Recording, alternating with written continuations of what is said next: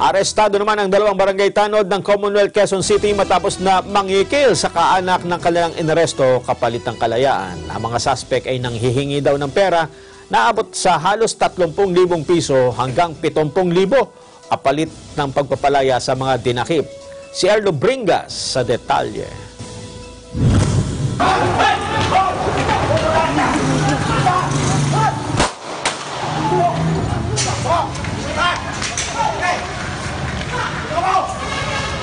Nauwi sa habulan ng isinagawang entrapment operation laban sa dalawang barangay tanod ng Commonwealth Quezon City kaninang madaling araw. Nagugat ang operasyon matapos na dumulog sa himpilan ng pulisya sa QCPD Station 6 ang isang kaanak na inaresto ng mga tanod dahil sa pangingikil umano ng mga ito kapalit ng kalayaan. Kinilalang dalawang suspect na sina Ronaldo Pereira at Henry Paul.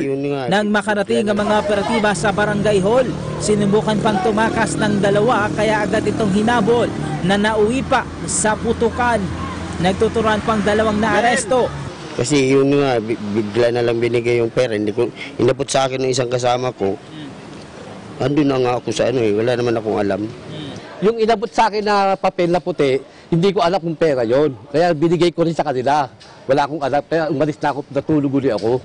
Wala akong kaalam-alam eh. Nanggagalitin naman sa galit ang kaanak ng inaresto ng mga tanod dahil sa paghingi ng mga ito ng pera kapalit ng kalayaan ng kanyang kaanak. Kaya po nakikipagtawan sa mga yan hanggang sa mauwi sila sa 30,000 po.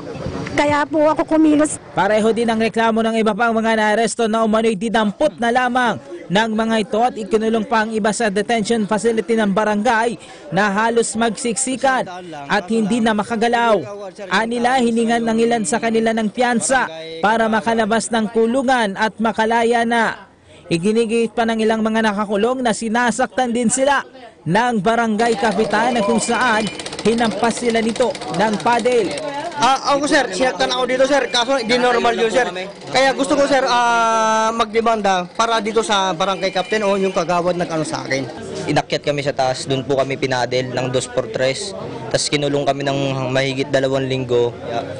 Bago kami makalaya, hiningian kami ng pampiyansa daw.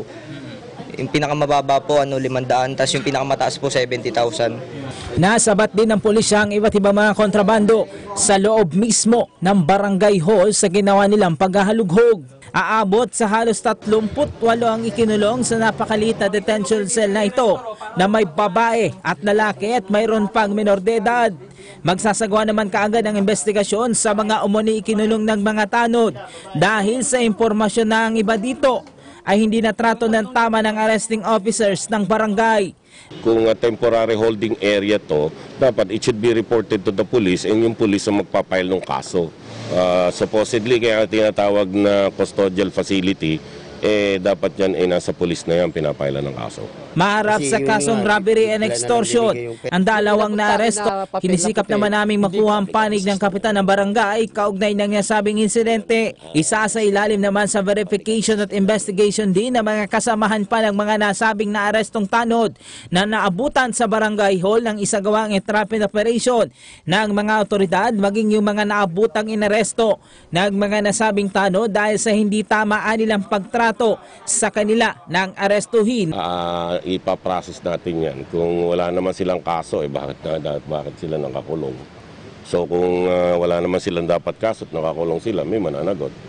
Para sa Eagle News, Erlo Bringas.